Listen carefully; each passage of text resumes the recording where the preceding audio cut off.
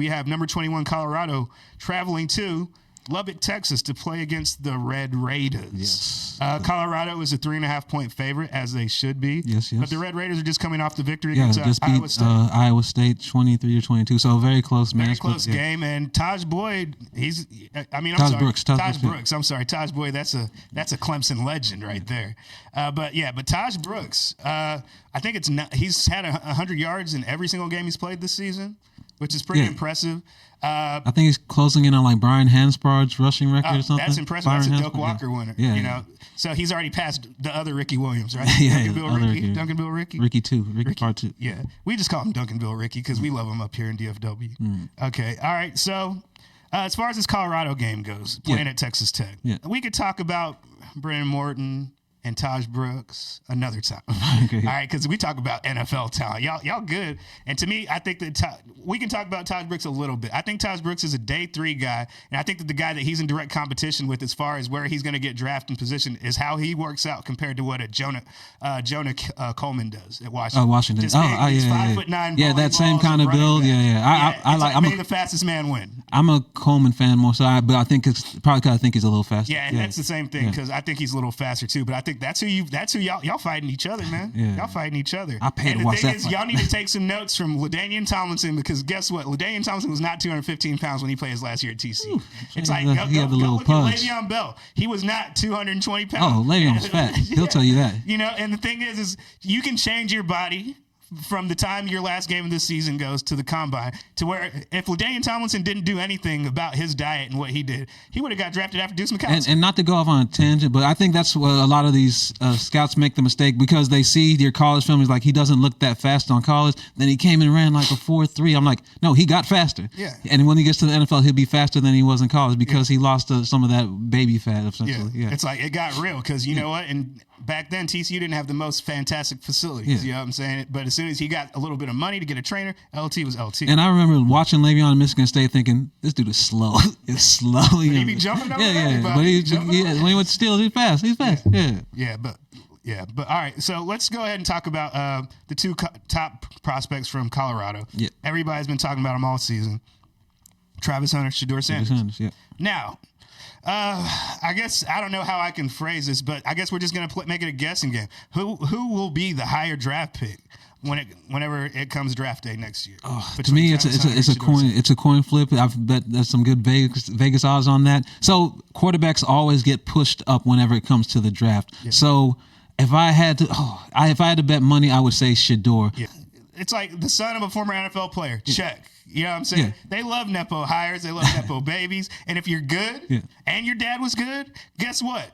Done. Your dad's it's done. A Hall of Famer. And the thing is like the only thing that's going to stop him from being QB1 in this draft is Cam Ward's success this season. So I also think and there's still a lot of people out there who I've talked to, like personal friends that, like, for example, Cody Stokes, a part of our league. Yeah. He's a guy who wants Shedeur over anybody still, no matter what. He's like, I don't care. It's like Cam's good. Well, but he's a Titans fan. He's like, the Titans going to be looking for a quarterback in the draft. Yeah. So if Cody was drafting, it's like, I don't think Travis Hunter's on the board. It's a quarterback, and it's going to be between Cam and Shedeur. Yeah. And I think that Shedeur, just the fact that he could go number one in many different drafts. Yeah. Then you have to get him if you need a quarterback. So if you're the New York Giants, if you're the Vegas Raiders, if you're the Cleveland Browns, if you're the Carolina Panthers, if you're the Tennessee Titans, even if you're the Jets, if you're the Rams, you draft Shedeur over Travis Hunter. Yeah. If you're the Cowboys, what do? I don't know. It's like, you draft him to play corner. It's like Jerry would draft him and let him play both ways. We're the one team that would do that. We're the team that would do that. Because put butts in the seats, baby. Yeah. So for me, I think Shedeur does a great Jerry. Yeah. Everybody does a great Jerry.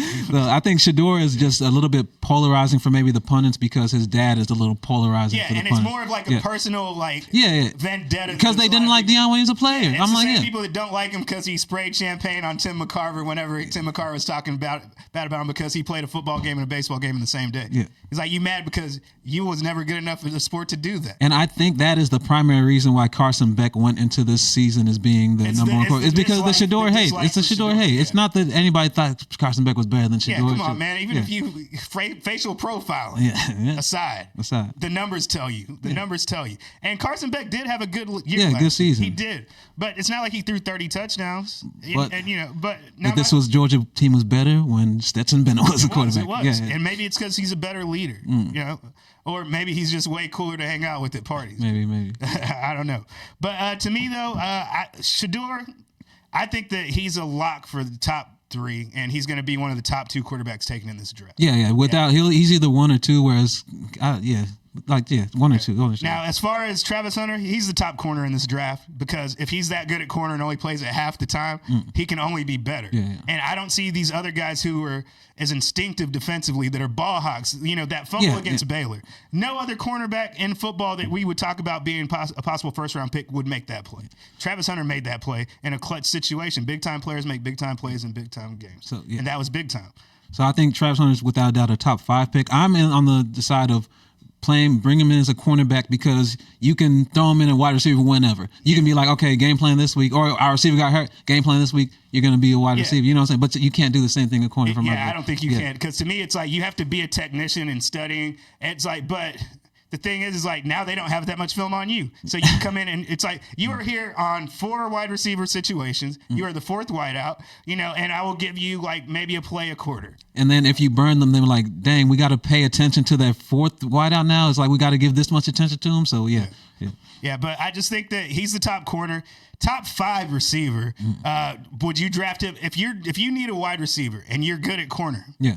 Are you drafting him over a Trey Harris to play wide receiver? No, I love Trey Harris. So we'll see what those 40 times. Because I think they could run I think they both could crack 4 or 5 over here. So but we'll I think see. that Trey Harris being a former quarterback, I think coaches love that. Yeah. And then him being Malik Neighbors' quarterback on top of that, people think there's something in the water. Yeah. So I think that that's going to help Trey Harris. Now I think that Teteroa McMillan, I think that one of his bigger games of his career was against Travis Hunter. Yeah. As far as last year, whenever they were both Pac-12 teams. So I think that whenever you see, I think like him and Alec Ayomanor, I think them having such success against Colorado, against Travis Hunter. Against Travis Hunter specifically. But Travis Hunter got a built-in excuse. Yeah, I was tired. I played 100 plays this game. Yeah. It's like, that game I was super tired. Whenever, And to me, I wouldn't even be having. I'm like, I don't double team the number 1 and let him just be on an island by himself and shut stuff down over here. I wouldn't make him go cover the number 1. Yeah, that's probably I never heard somebody say that about this player, but that probably makes the most sense. Yeah. But I think that and another guy, I think to me, the one guy I would, as far as the guy that a lot of people are in love with scouts are, Emeka Egbuka. I would draft him at wide receiver over Egbuka. Okay. I would. I think, even though I'm pretty sure Egbuka is going to be faster. He's going to be one of the faster receivers. Yeah, I think he'll be 4-3. I think the only reason he wasn't a track guy is because he was a baseball star. So it's like you can't run track and play baseball. Same season, baby. Same season. I don't love Egbuka because he came in so highly rated, and then Marvin Harrison just jumped him in terms of Marvin Harrison's a freak of nature, and he was under-recruited. And a legacy, NFL legacy. Yeah. Now, one thing I don't know. That was just recruiting gone wrong. How did y'all not tell me that Marvin Harrison's 6'3" son? You know what I'm saying? That was at one of the powerhouses in Pennsylvania. Y'all got it wrong. Scout what is it? Rivals 24/7. 24/7. All y'all got it wrong. ESPN recruiting. Y'all got it wrong. Let me say this. Texas Tech versus Colorado. I watched the Joey McGuire press conference this week. Mm-hmm. He had such glowing things to say about the Colorado program. Did you know that he coached Deion Jr., I think, at SMU? No, he coached. I thought he coached him at Cedar Hill. Okay, then I don't know. Okay, I was speculating because he just said I coached him. He didn't say where he coached him. Joey McGuire's the old Cedar Hill coach. Oh, okay. Then he coached him at Cedar Hill. Okay, so he has a connection to that family already. He called Shedeur the best quarterback in the country. I'm like, if I'm Baron Morton, I'm like, say what? Say what? It's like, you got next year. You got next year. Yeah. But it was a very classy press conference, and he had glowing things to say about the Colorado program. Yeah, that's good. But yeah, again with Travis Hunter, like I said, I don't think that there's another corner really in conversation with him, like Will Johnson. Maybe? I think he could be, but he's hurt right now, and I just think even Will Johnson being bigger than Travis Hunter, but not as physical. Mm-hmm. I don't think that's that's like he's more football player than you are. It's like he plays bigger than you, and Will Johnson, I think he's a legacy. Didn't his dad go to Michigan as well? Okay, Will Johnson Jr. But we'll see. Dallas Buyers Club.